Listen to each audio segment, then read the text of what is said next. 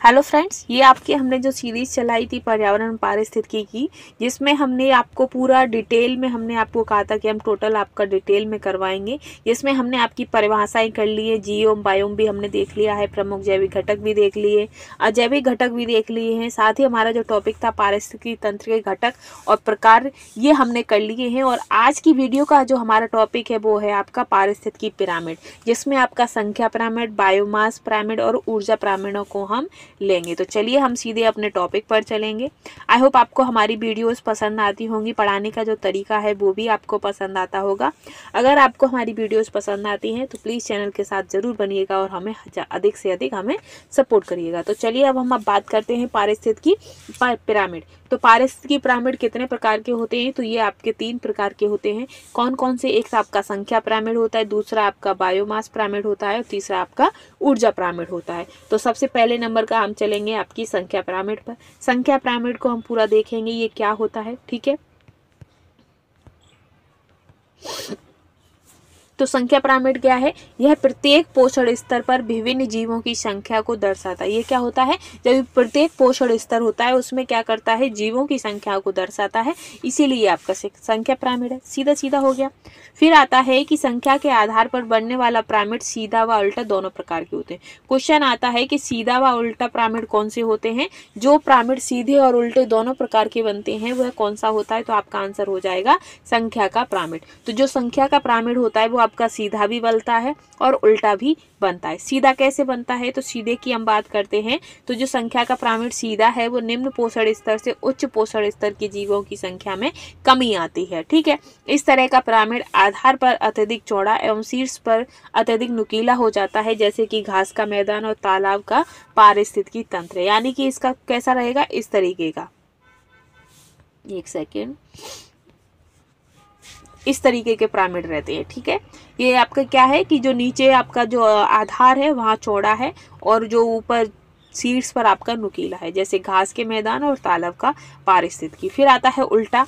उल्टा कैसे होता है? तो उल्टा आपका हो जाएगा, यह निम्न पोषण से उच्च पोषण स्तर में जीवों की संख्या में वृद्धि होती है, जैसे वन पारिस्थितिकी तंत्र। यह पिरामिड जो होता है वो आधार इसका नुकीला एवं शीर्ष इसका कैसा होता है? चौड़ा होता है। आधार क्या होगा? आधार तो आपका नुकीला है और जो शीर्ष है वो आपका चौड़ा हो जाता है। वो कैसे? तो देखिए अब ये आप बात करते हैं। घास के मैदान का जो पिरामिड होता है उसमें क्या होता है? आधार चौड़ा होता है और ऊपर आपका शीर्ष जो होता है वो नुकीला हो जाता है। कैसे?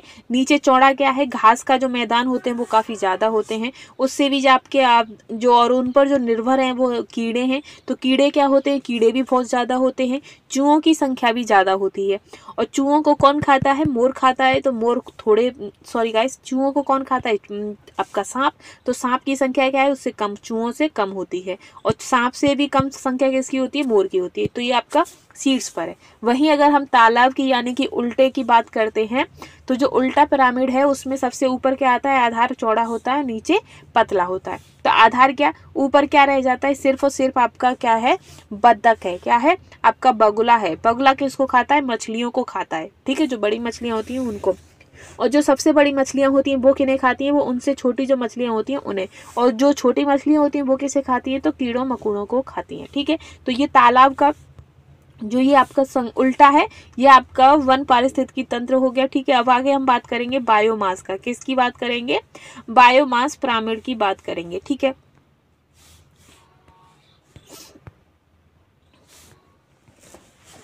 तो ये जो आपका बायोमास पिरामिड है ये सभी पोषण स्तरों में भंडारित समस्त जीवों के शुष्क भार को दर्शाता है। यानी कि जितने भी आपके पोषण स्तर हैं उसमें भंडारित जो समस्त जीव हैं उनके जो शुष्क भार होता है उनको दर्शाता है। प्रत्येक पोषण स्तर पर किसी विशेष समय तथा किसी विशिष्ट क्षेत्र में विद्यमान समस्त जीवों के कुल भार को खड़ी फसल कहा जाता है। क्या कहते हैं?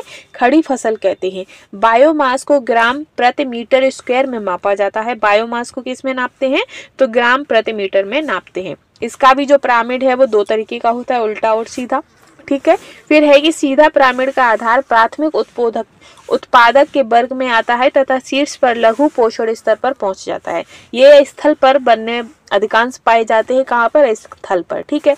उल्टा, तो उल्टा आपका जलीय पारिस्थितिकी तंत्र में बायोमास पिरामिड उल्टा हो जाता है। जल में कैसा होता है, उल्टा हो जाता है। और अगर जमीन की बात करें तो जमीन पर आपका सीधा रहता है, ठीक है। इसके विपरीत हम देखते हैं इसका ग्राफ, इसी का भी ग्राफ दे रखा है।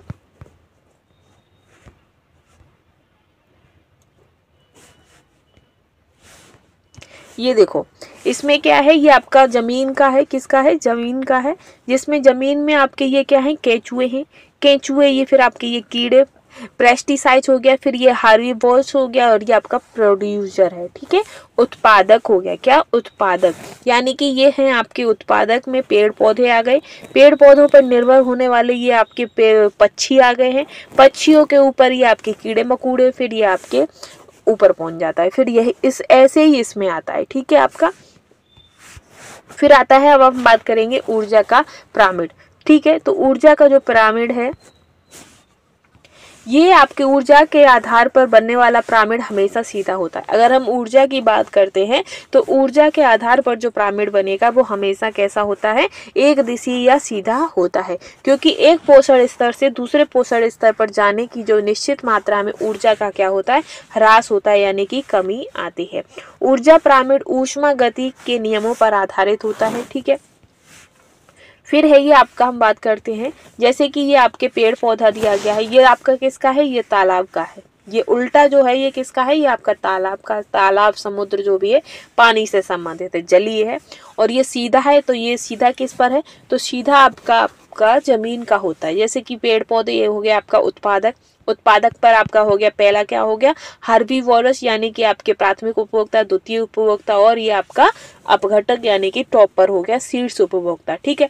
इसमें आपका क्या होता है कि सूर्य से जो पेड़ पौधे होते हैं उनको 1000 kg की समथिंग कैलोरी प्राप्त होती हैं।